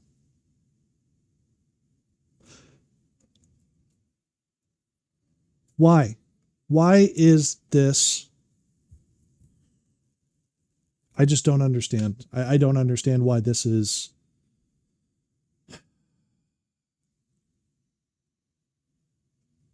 Yeah. I want to be invited to bug lunches. Yes, I will not be invited to bug lunches anymore. Work. And if you've been using it for a long time and you've got all your workloads on it, I mean, there's got to be a compelling reason for you to move off of that. Maybe this is it. I can't answer that question for you, but I would argue if it's working well, there's other things that you could be focusing on to help out your company and your career. Let's see, the other hypervisors, can you describe how the subscription will work in an ICS OT SCADA environment? I'm not quite sure what that environment is, so I'm going to skip on that question. Actually, I want to understand. Describe how the subscription will work in ICS OT SCADA environment. What? SCADA? Is that what he said? Appreciate if you said, so I'm going to skip on that question. Say SCADA? I'm not quite sure what that ICS subscription will work. Let's see, the other hypervisors, can you describe how the subscription will work in an ICS OT SCADA environment? Okay, SCADA. SCADA is primarily used in industrial like logic. We used to work with SCADA stuff. SCADA is how it's spelled. I'll actually put it in chat. It's used for doing automation. So it's used. We used to use it at back in my time when I was working at DHL to control all our tilt trays across all our environments. To allow us to basically sort packages, sort things automatically based off of information that we actually received from it. So to say that this is that he doesn't understand that, it basically means the virtualization is very, very minimal at that point in time. At that point in time, basically all you're doing is you're setting up a machine enough so that it has some sort of failover on any VMs that are actually doing any controlling in the environment. And but you don't need a lot of hardware. You just need enough to keep HA, to actually keep the data in memory, to actually be able to do the work, and then be able to fail over and have HA inside of your environment. You're not going to need a ton of. They're very, very lightweight. So what's going to happen to that customer, I can almost guarantee you, is that they're going to be going in there and they're going to be having to pay exponentially more money for stuff that they're never going to use inside of that environment for their actual automation itself. I'm not quite sure what that environment is, so I'm going to skip on that question. Appreciate if you share insight about the CSP program for CSPs. Yes, I can share. So if you're unfamiliar with CSPs, while I pull this up, that's Cloud Services Provider. That was the former VCPP, the former vCloud Air. So if you are a VMware Cloud provider, so you're not a hyperscaler, you're a local provider, could be global, I shouldn't say local, but you're not a hyperscaler, you're not AWS or Azure, that kind of thing. And there's thousands of them out there. So this is what they said, that the cloud services, request for information has been sent to distribution partners, and distributors will be confirmed on February 3rd.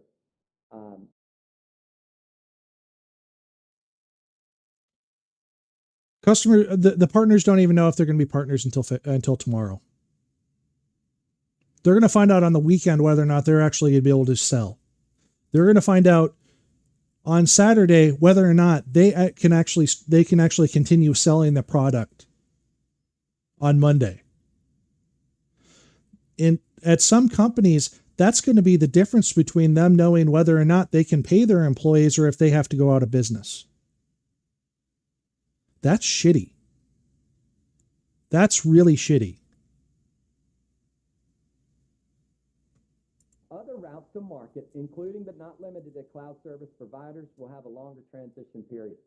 So if you're in that CSP bucket, or if you're a customer and you're using a cloud services provider for your VMware workloads, then that's something that's going to be coming out after the 5th.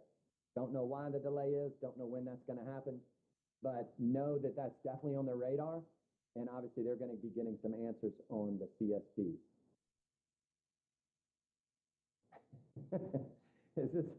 Is this a Broadcom sales pitch or a VMUG meeting? Well, it's a VMUG meeting. I'm not going to lie. I'm very, pro VMware, love the software. Many of the members I talk to out there, they're like, man, I built my career on VMware. Look, we're a loyal bunch. I get it. And I'm no different. So not trying to make this be a Broadcom sales pitch, but like I said earlier, you've got to decide. You've got the power. You decide. Yeah. You need to hop off hypervisors. We hate to see you go. Still be a VMUG member. But if that's something that you need to do, that's what you need to do. This is all business, and we can all figure it out and do the best thing for our company. Yeah, that's... So thanks, John, for that question. What is the official stance on continuing business with SMB, that's small and medium business? From what we have seen so far, Broadcom wants nothing to do with SMB and is hanging them out to dry by forcing them to pay way too much, etc. So SMB in the VMware days, was handled mostly through partners. I would think probably 100% through partners, and that's the way I believe it's going to continue. SMB, you might think that, we're small and we don't matter, but that is a lot of install bases out there. And 45% of VMUG members fall into that. Right here. No hate on Brad or VMUG, but this is supposed to be a town hall, so they should know how many of their customers are deeply unhappy. Yeah, that about sums it up, man. They kind of brought this upon themselves. And the thing is, it's not like there's been a lot of communication that's been going out there. So this is pretty much one of the first chances that they've had to actually complain about anything. And that's probably why this is being so damn vicious. People have been in the dark for so long, for months, since all this stuff went on. They laid off 2,000 employees back in October, November. And then there was nothing. No, it was complete silence up until what? A few weeks ago when they said, oh yeah, and by the way, we're killing the partner program. Everyone has to reapply. Oh yeah, we're doing this, we're doing that, we're doing all these other things, but not actually like saying it's just not a good way to do business. And they're putting so much of people's entire everything that they're trying to operate at risk by doing this. And I don't like that. And I know this is like pure hot take stuff and and I apologize to everyone that's actually watching, especially if it's your first time ever seeing me. I do apologize for that. This is not how I normally go about doing stuff. And this is generally not how I do my stream, but this is something that I saw today that I was extremely passionate about, and I felt it was extremely hard for me to. It was very, very hard for me to be this unhappy and have this much emotion towards this. And I am not exactly known for having having emotion or having empathy whatsoever. And to be in a position now where I am legitimately frustrated and angry because of these choices that are being made. And I just don't understand it. And it's not good for the community. It's not good for the customers. It's not good for enterprises. I don't know who this is good for other than Broadcom bringing in more money. And that's the unfortunate part. Broadcom is not exactly known for being a champion of open source. Broadcom is not exactly known for their development practices. Broadcom is not known for, pushing anything to do with software, really. And that scares me a lot. And I feel like from an advocacy point of view, from a developer advocacy point of view, this is, if I were to go into a company and say, okay, so like previously, if they wanted to do stuff in-house, obviously you'd probably be going with, I'd almost always choose VMware off the bat.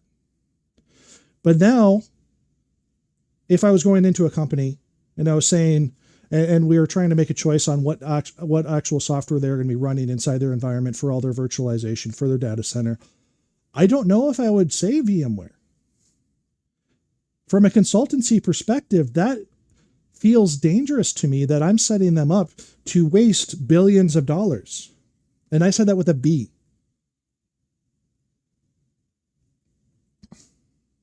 With VMware, previous to this, back when it was actually a company, you could spend X amount of dollars, get yourself perpetual licenses, lasted forever.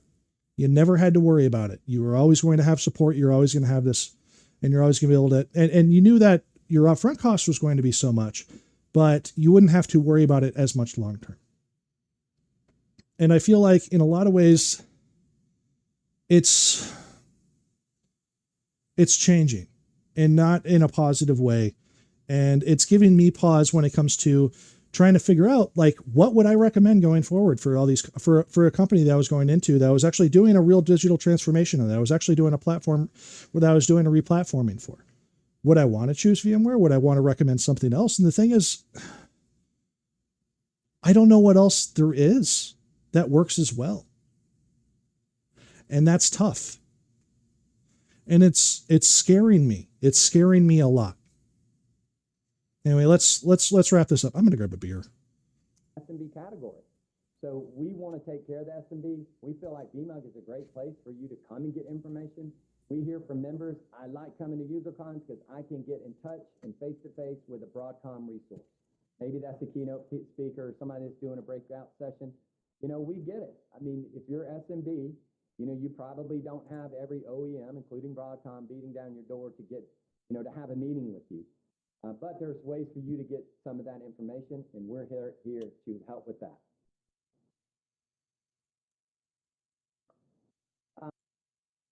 Cheers.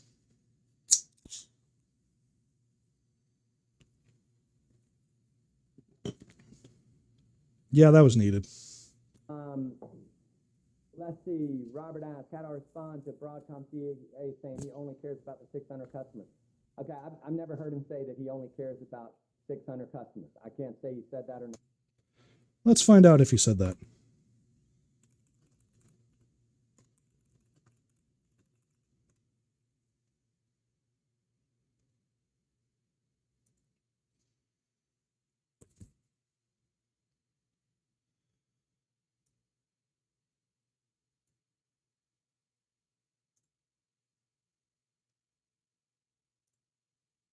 It's their own words. So it is actually their own words. It is a thing they actually said. So that's in a slide. Let's find the slide.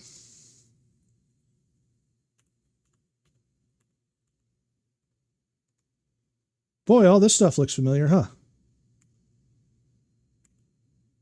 Right there.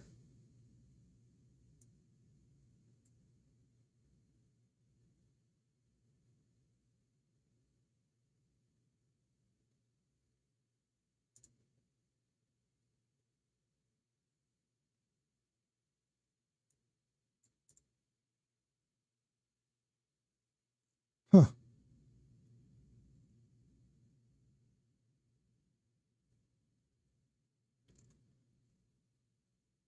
Yeah.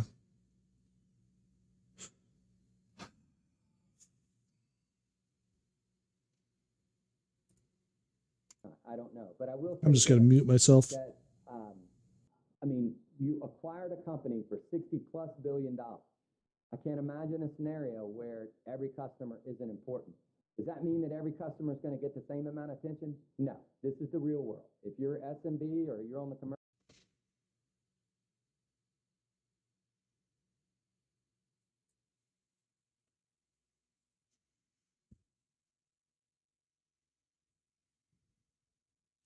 Every customer is important except when they're not.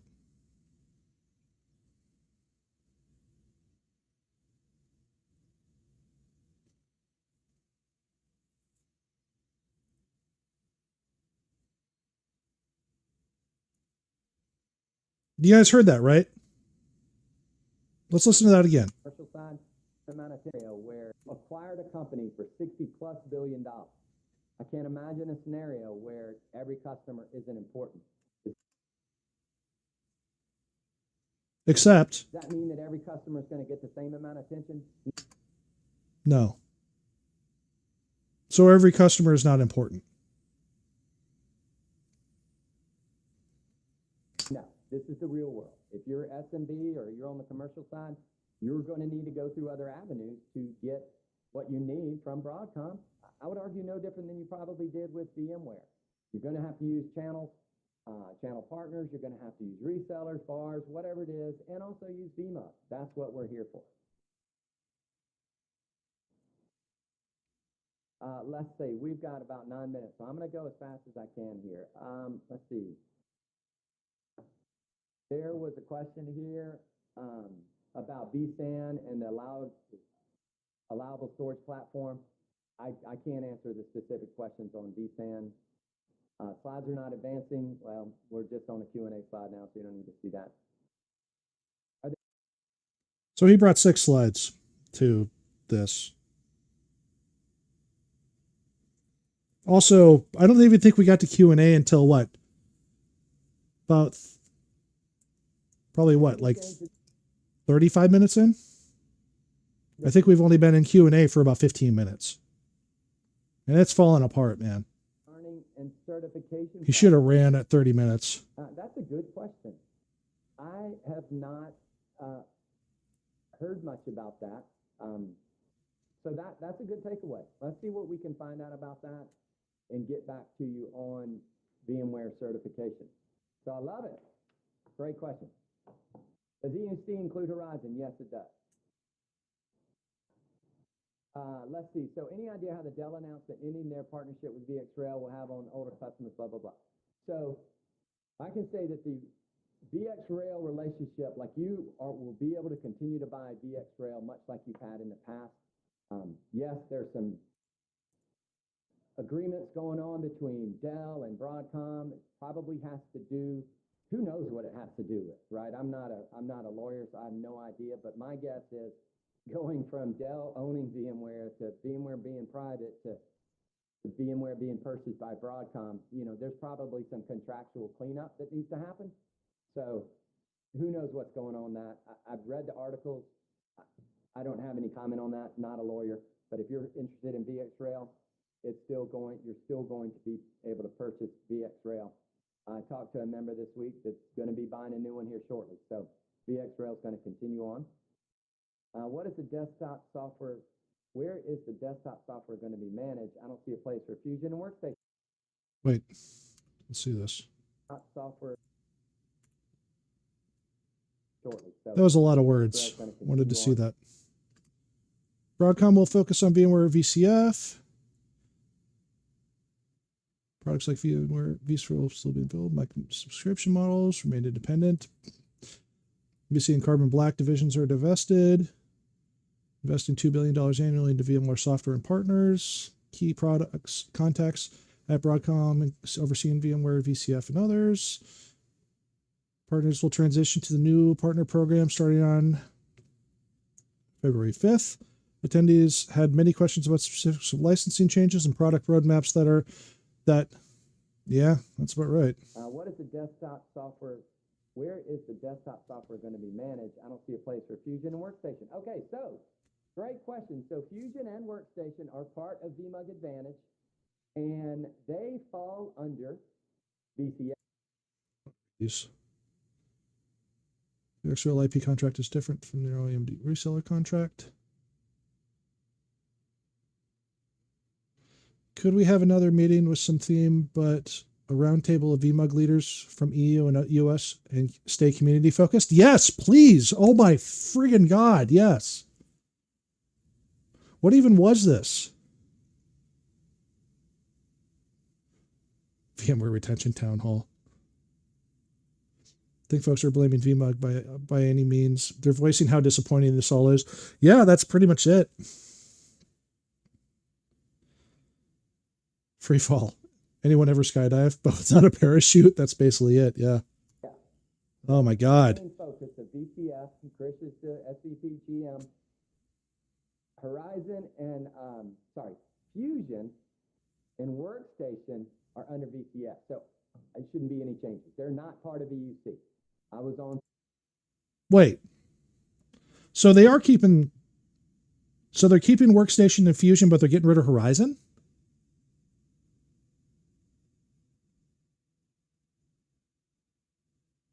Huh. That makes absolutely no sense. So Workstation and Fusion. Oh, you know why? It's because they don't want to give up their own virtualization IP. I can almost guarantee you that's why. Because the moment that gets shipped out to somebody else will open it up, or it gives it a higher chance of actually being put out. Some change somewhere, and they said, "Oh, it's part of EUC. It's going away." We got them corrected. Those are not part of EUC, so that's not on the block to be sold. So, yay! Workstation Fusion still here. I got my Fusion not running right. What about Workstation is VCF? Yeah. But I do have it on this laptop here. It's a great program. All right, will the recording be available for later?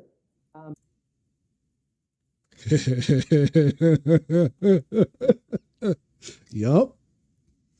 It's on the internet. It is on the internet. Yeah, somebody decided to save that and put it out there, and because he was really angry. Not angry. I guess angry is probably not the right word to describe him and his feelings. God, I'm going to get roasted for this so bad. We're not planning on putting this out. We might be able to. So more to come on that. We'll see if we're able to get that out there for you. We'll give you good read of customer perspective. Okay, thanks. I'll read the chat. All this is going to be collected. We all know how Zoom works, so we'll get all this collected, and there's no way I could have kept up with the chat. I'm just trying to keep up with Q&A here. There's some specific questions here about your specific environment. I can't comment on. I'm not knowledgeable enough to comment on that. Let's see here.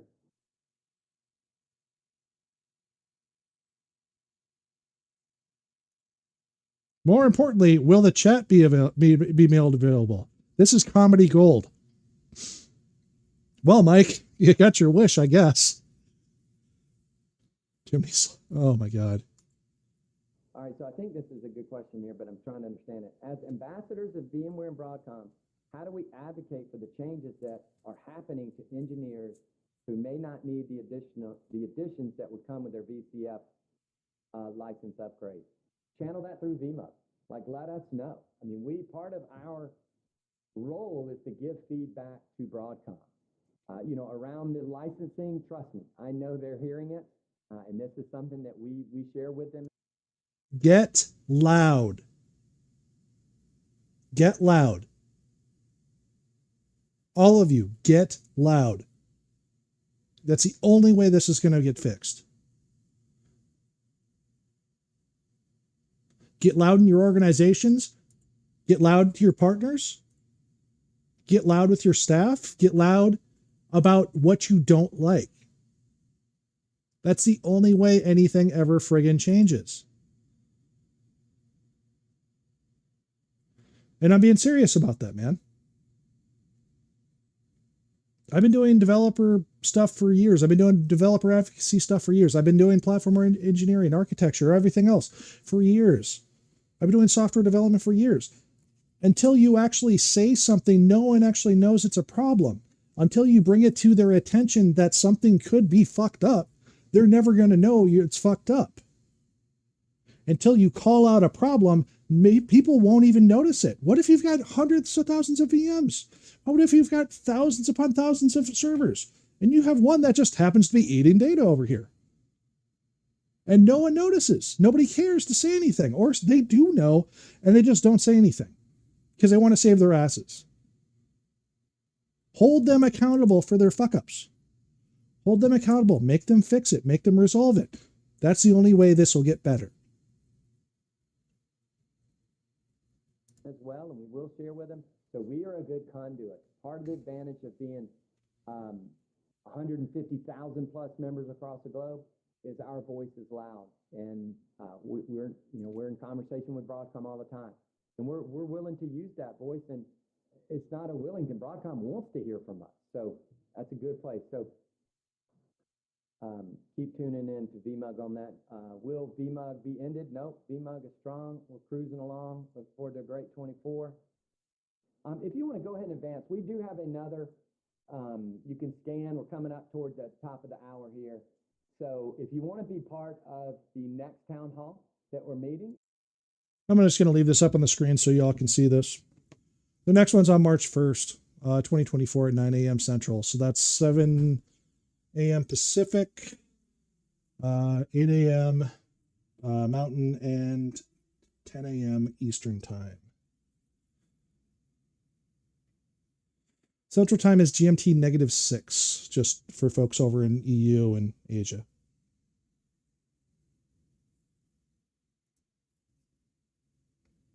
Let's finish this up. And we can put on that agenda. We'll try to get an update on the training side of things. There should be some more information out there about licenses. Hopefully some resources we can point you to get some answers, those sort of things. So scan up, sign up for that meeting, and we'll do this again.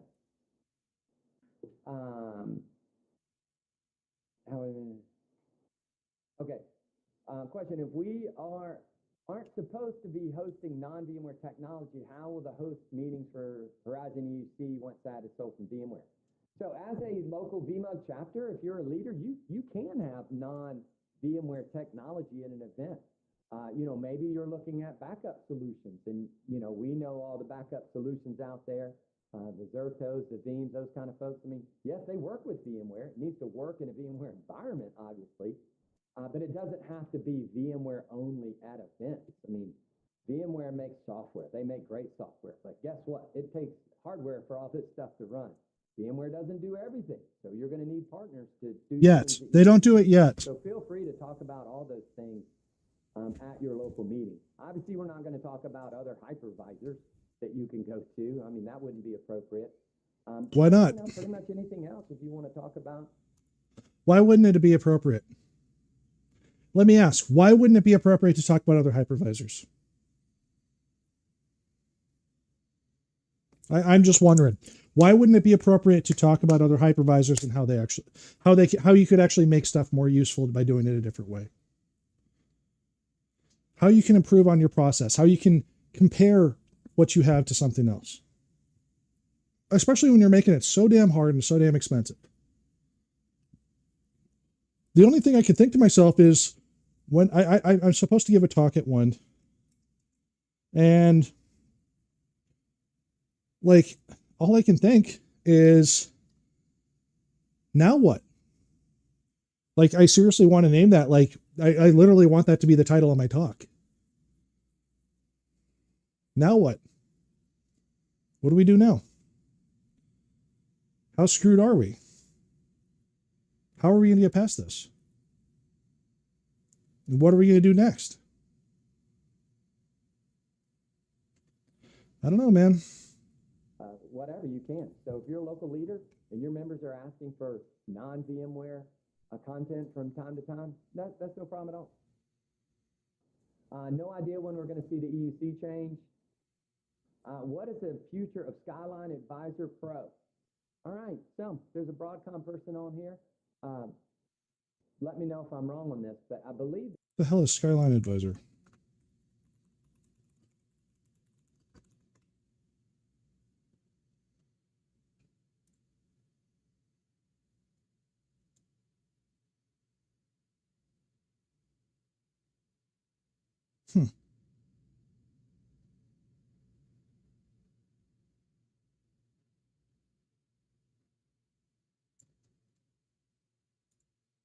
Oh, Skyline. Duh. Oh, I know what Skyline is. Okay, yeah. Yeah, it's the monitoring crap inside of VMware. Sorry, window got messed up. That is part of the VCF division, so I would not anticipate, it going away. On the contrary. You told us to leave if we don't like the changes. We should provide. You should provide options. Yeah, maybe. Some innovation will probably coming down to that. Can we get a copy of slides? And like you said, not all chats will be okay. We'll try to get this distributed. We're going to look at it and those kind of things. Again, reach out if you have any questions. Let's see. Okay, so question about MS Teams. I'm sure Broadcom will connect that to you, however, whatever platform you want to use. Let's see. How's Advantage going to handle new subscription models? I presume that license keys are going away. License keys are not going away. You're still going to have license keys whether you have subscription or not. And we are coming up at the top of the hour. Folks, I probably got to a fourth of all the questions. I appreciate every question on here. I know we kind of went rapid fire. Hopefully this was helpful for you. So I will say, verify everything with Broadcom, get with your partners, make sure you understand this. So obviously we can't speak to every situation that's out there. There's a lot of changes. Lean on your peers, lean on VMUG, help us out. Again, my DM's open. Feel free to reach out to me. People do that. I'm more than willing to help. Member services at vmug.com is a great place to get answers. Even if you don't know where to go, come to us and we'll help you navigate.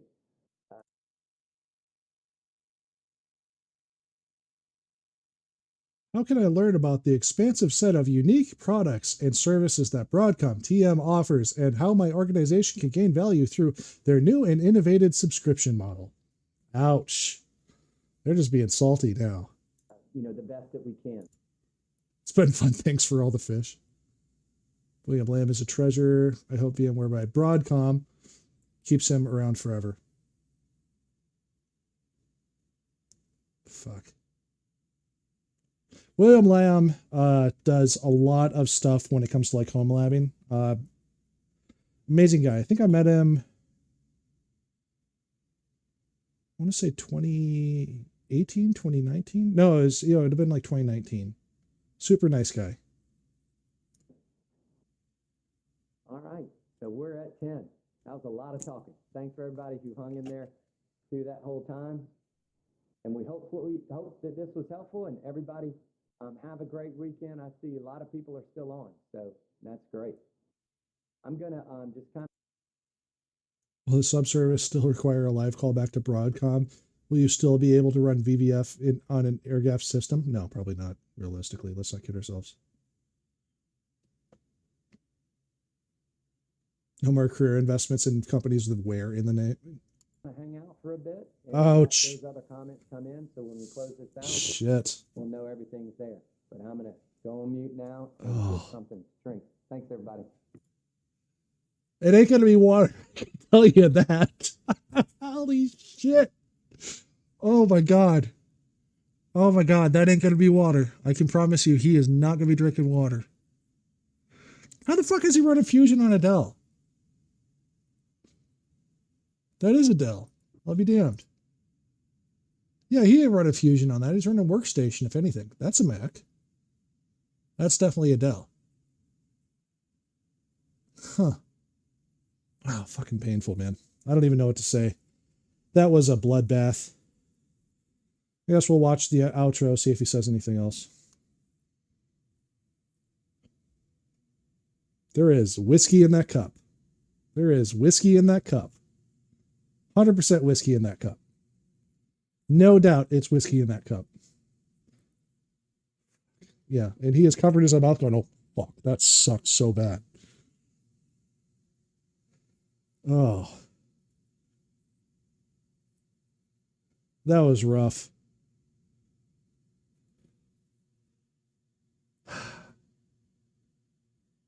Fuck, man. The price increases will continue until morale improves.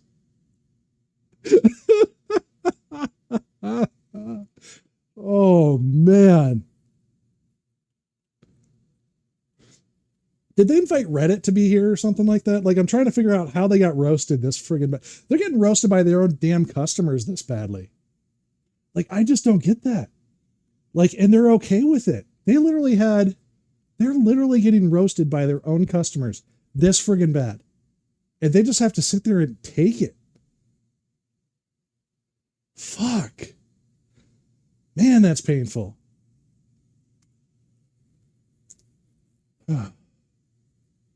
I mean, I feel bad for Brad. I've never actually met the guy. I've heard nothing but good things about him through other people. But yeah, man, that's hard. That was friggin' hard.